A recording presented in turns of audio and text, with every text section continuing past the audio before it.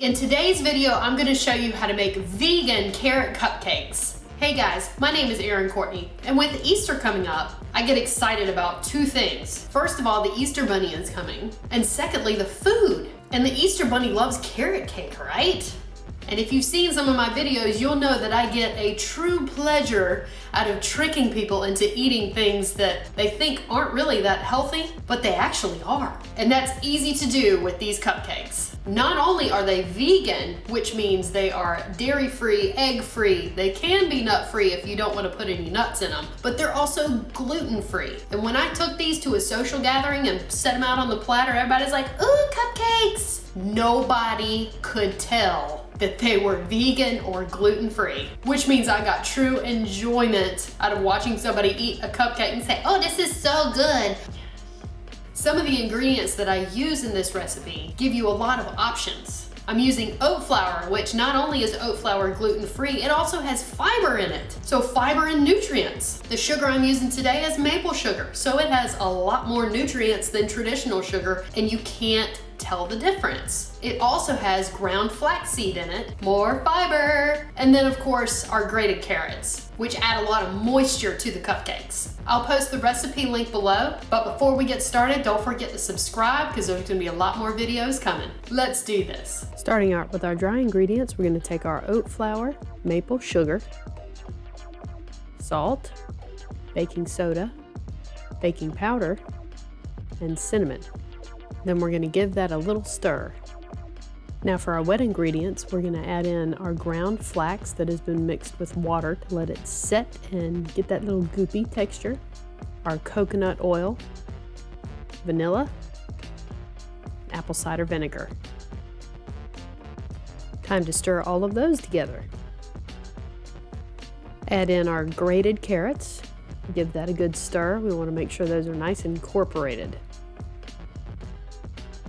If you want nuts, this would be the time to add them in and just give them a little stir if you're going to add them.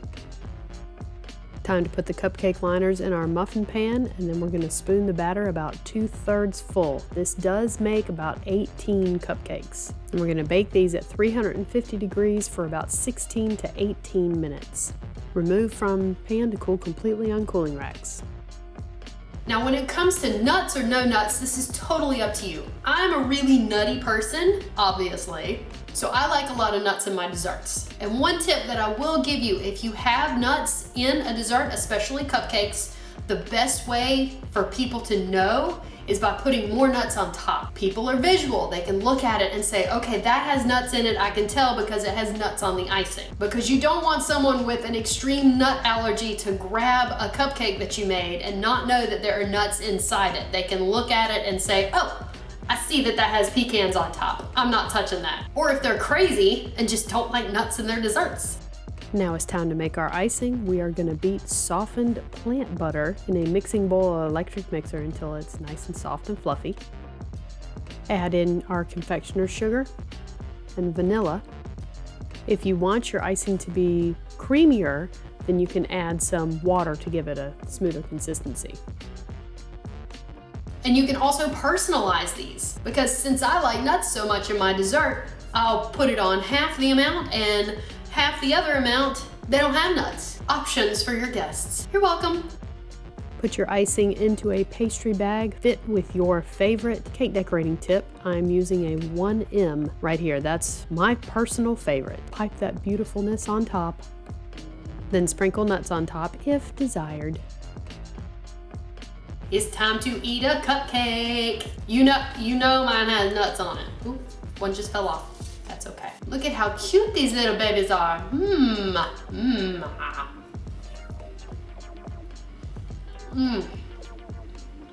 You cannot tell that this doesn't have gluten or dairy or eggs. You cannot tell. And